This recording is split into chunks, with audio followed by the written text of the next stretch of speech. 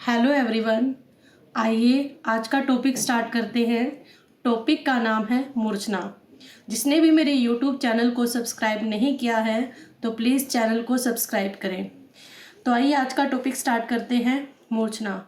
संगीत में जब हम 7 स्वरों को एक क्रम से आरोह अवरोह करते हैं तो उसे मूर्छना कहा जाता है। क्रम से कैसे? जैसे कि आपको पता है कि सा के बाद रे आता है, रे के बाद ग आता है, ग के बाद म आता है।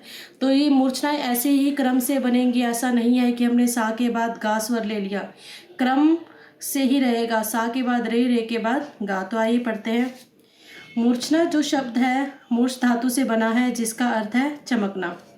7 स्वरों के क्रमिक आरोह अवरोह को मूर्छना कहते हैं। मूर्छना में हमें ये बात ध्यान में रखनी है कि एक मूर्छना में 7 ही स्वर होंगे। 7 से ना तो कम होंगे ना ज़्यादा होंगे। तो 7 स्वरों का जब हम क्रम से आरोह अवरोह करते हैं तो उसे मूर्छना कहते हैं। भरत के नाट्य शास्त्र के अनुसार क्रम युक्त 7 स्वरों के उतार चढ़ाव को मूर्छना कहते हैं। और पंडित अहोबल के अनुसार जब स्वरों का आरोह अवरोह किया जाता है तब उसे मूर्छना कहते हैं। श्रीनिवास जब स्वरों का आरोह अवरोह किया जाता है तो पंडितजन उसे मूर्छना कहते हैं। मूर्छना की उत्पत्ति ग्राम से हुई थी, अर्थात ग्रामों से ही मूर्छना बने थे। हमने जब ग्राम का टॉपिक किया था तो हमने देखा था कि हर ग्राम में 7 स्वर लग रहे थे और हमारे जो कुल ग्राम थे वो थे 3। पहला ग्राम था षडज ग्राम, दूसरा था मध्यम ग्राम और तीसरा था गंधार ग्राम। हर ग्राम में हमारे 7 स्वर थे। एग्जाम्पल, हमने षडज ग्राम किया था जो कि 7 स्वर से शुरू हो रहा था। उसमें हमारे 7 स्वर थे, सा रे गा मा पा धा नी। और जो मध्यम ग्राम किया था उसमें जो हमारे म से स्वर स्टार्ट हो रहे थे, म प ध नी सा रे ग। और इसी तरीके से जो हमारा गंधार ग्राम था वो नी स्वर से शुरू हो रहा था, नी सा रे गा मा पा धा। हमने देखा था कि हर ग्राम में हमारे 7 ही स्वरों का प्रयोग किया जा रहा था और इन्हीं ही स्वरों से हमारी मूर्छनाएं बनी हैं। मूर्छना 7 स्वरों की सिलसिलेवार यानी क्रमानुसार आरोह अवरोह को मूर्छना कहते हैं। मूर्छना के प्रकार। संगीत पत्ती में प्रत्येक ग्राम से कुल 7 मूर्छनाएं बनती हैं, क्योंकि प्रत्येक ग्राम में कुल 7 स्वर होते हैं। ग्राम के 3 प्रकार थे, षडज ग्राम, मध्यम ग्राम और गंधार ग्राम। इस प्रकार तीनों ग्राम से 21 मूर्छनाएं मानी जाती हैं। षडज ग्राम की मूर्छनाएं। षडज ग्राम की मूर्छनाओं में ध्यान रखने की सबसे ये बात है कि जो षडज ग्राम की मूर्छना है वो हमारी सा स्वर से ही शुरू होगी। षडज ग्राम में 7 मूर्छनाएं होती हैं। ये मूर्छनाएं क्रमशः सा, नी, धा, पा, मा, गा, रे। हम ये देख रहे हैं कि जो मूर्छनाओं का क्रम है वो अवरोही क्रम है। जो हमारे मूर्छना बनाने का क्रम है वो हमारा अवरोही क्रम होगा। ये मध्य सप्तक का सा है और ये मंद्र सप्तक का नी, उसके बाद मंद्र सप्तक का धा। क्रम जो रहेगा मूर्छना बनाने का वो हमेशा अवरोही क्रम रहेगा। ये क्वेश्चन पहले भी एग्जाम में आया हुआ है कि जो मूर्छनाओं को बनाने का क्रम है वो कैसा होता है, तो वो अवरोही क्रम होता है।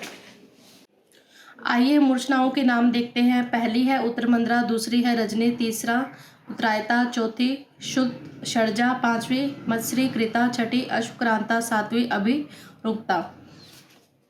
हम आपको पहले ही बता चुके हैं कि षडज ग्राम की जो मूर्छना है वो 7 स्वर से शुरू होगी। तो सा रे गा मा पा धा नी, और जब इसका अवरोह किया जाएगा नी, धा, पा, मा, गा, रे, सा। जो स्वर आरोह में लग रहे हैं वही ही हमारे अवरोह में होंगे। और एक मूर्छना में 7 स्वरों का ही प्रयोग किया जाएगा, ना इससे स्वर कम होंगे ना इससे ज़्यादा होंगे। सेकंड मूर्छना देखते हैं रजनी।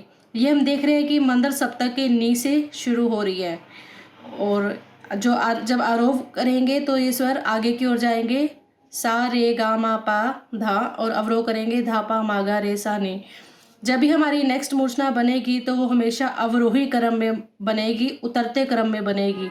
जैसे मंद्र सप्तक का नी, मंद्र सप्तक का धा, मंद्र सप्तक का पा, मंद्र सप्तक का मा, मंद्र सप्तक का ग, मंद्र सप्तक का रे। और आरोह करेंगे तब स्वर हमारे हमेशा नीचे से ऊपर की ओर जाते हैं और अवरोह में हमारे वही स्वर लगेंगे जो आरोह में लग रहे थे। इसी तरीके से हमारी मूर्छनाएं बनी हैं। और षडज ग्राम में कितनी मूर्छनाएं हैं? 7। हर ग्राम से हमारी 7-7 मूर्छनाएं बनेंगी। नेक्स्ट ग्राम देखते हैं मध्यम ग्राम की मूर्छनाएं। मध्यम ग्राम से 7 मूर्छनाएं होती हैं। ये मूर्छनाएं क्रमशः म, ग, रे, सा, मंद्र सप्तक का नी, मंद्र सप्तक का ध तथा मंद्र सप्तक का प। इन मूर्छनाओं के स्वर तथा नाम इस प्रकार है। पहली जो मूर्छना है सोवेरी, हरिणाशवा, क्लोपनता, शुद्ध, मध्यमा, मार्गी, पूर्वी, ऋषियका। इसी तरीके से जैसे हमने षड्ज ग्राम की मूर्छना की थी उसी तरीके से ये मध्यम ग्राम की मूर्छना। मध्यम ग्राम की मूर्छना में म स्वर है वो पहले नंबर पे आएगा। म स्वर से हमारी मूर्छना स्टार्ट होगी। म के बाद क्या आता है प के बाद ध, नी, फिर आगे वाले स्वरों में जाना है ताल सप्तक में सा, रे, ग, और इन्हीं स्वरों का ही अवरोह करना है गा, रे, सा, नी, धा, पा, मा। नेक्स्ट मूर्छना जो है हमारी अवरोही क्रम में ही है। ये भी माँ से जो पहले आता है वो ग, म, प, ध, नि, सा, रे, सा, नी, धा, पा, मा, गा। इसी तरीके से हमारी सारी मूर्छनाएं बनेंगी। नेक्स्ट मूर्छना पे हम जब भी जाएंगे तो वो स्वरों का अवरोही क्रम होगा। गंधार ग्राम की मूर्छनाएं। गंधार ग्राम से 7 मूर्छनाएं होती हैं। ये मूर्छनाएं क्रमशः नी, धा, पा, मा, गा, रे, सा। इन मूर्छनाओं के नाम और स्वर इस प्रकार हैं। गंधार ग्राम की मूर्छनाएं हमने गंधार ग्राम में पढ़ा था कि जो गंधार ग्राम शुरू हो रहा था वो हमारा नी स्वर से शुरू हो रहा था। इसी तरीके से जो मूर्छनाएं हैं वो भी हमारी नी स्वर से शुरू होंगी। तो इसके नाम देखते हैं नंदा, विशाला, सुमुखी, विचित्रा, रोहिणी, सुखा, आलापा। ये मूर्छनाओं के नाम है और मूर्छनाएं अवरोही क्रम में ही बनेंगे जैसे कि आपको पहले ही बताया जा चुका है। मध्य सप्तक के नी से शुरू होंगी और फिर तार सप्तक का सा, रे, गा, मा, पा, धा, पा, मा, गा, रे, सा, नी। इसी तरीके से सारी मूर्छनाएं बनेंगी। तो कुल ये हमारी 21 मूर्छनाएं हैं जो प्रचलित में है हमारी मध्यम ग्राम की और षड्ज ग्राम की। गंधार ग्राम की मूर्छनाओं का वर्णन ज़्यादा देखने को नहीं मिलता है। अब हम देखते हैं कि जो दतिल और मतंग ने मूर्छनाओं के कितने प्रकार माने। इन्होंने मूर्छनाओं के 4 प्रकार माने हैं। पूर्णा, षाड्वा, ओड्विता, साधारणी। पूर्णा 7 स्वरों में गाए जाने वाली मूर्छना पूर्णा कहलाती है। षाड्वा 6 स्वरों में गाए जाने वाली मूर्छना षाड्वा कहलाती है। ओड्विता 5 स्वरों में गाए जाने वाली मूर्छना ओड्विता कहलाती है। साधारणी काकली, निषाद और अंतर्गंधार से युक्त मूर्छना साधारणी कहलाती है। विकृत स्वरों के आधार पर शारंगदेव ने 4 प्रकार की मूर्छनाओं का वर्णन किया। शुद्धा, काकली संहिता, अंतर संहिता और अंतर काकली संहिता, या इन दोनों को मिलाकर हम ये भी कह सकते हैं कि ये सकाकली संहिता। शुद्धा जो हमारी मूर्छना थी वो 7 स्वरों से युक्त थी, मतलब जिस मूर्छना में 7 स्वरों का प्रयोग किया जाए वो शुद्धा। काकली संहिता जिसमें काकली निषाद का प्रयोग किया जाए। अंतर संहिता अंतर्गंधार से युक्त मूर्छना। और अंतर काकली संहिता जिसमें अंतर्गंधार और काकली निषाद दोनों का ही प्रयोग हो और इनकी कुल संख्या है वो 56 है। मूर्छनाओं के लक्षण। मूर्छनाओं के स्वर क्रमानुसार होते हैं जैसे कि आपको पहले ही बता दिया गया था कि मूर्छनाओं में जो भी स्वर होंगे हमारे एक क्रम के अनुसार होंगे। जैसे ग से हम कोई भी मूर्छना शुरू करते हैं तो उसके बाद में म, प, ध, नि, सा, रे, जब उसका आरोह करेंगे ग से शुरू होने वाली मूर्छना का तो ग के बाद क्या आएगा म के बाद प के बाद ध। इसी तरीके से इसका और अवरोह किया जाएगा। नेक्स्ट मूर्छना हमारी ग्राम पर आश्रित होती है। ग्राम के स्वर को ही आरोही अवरोही करने से मूर्छना की प्राप्ति होती थी।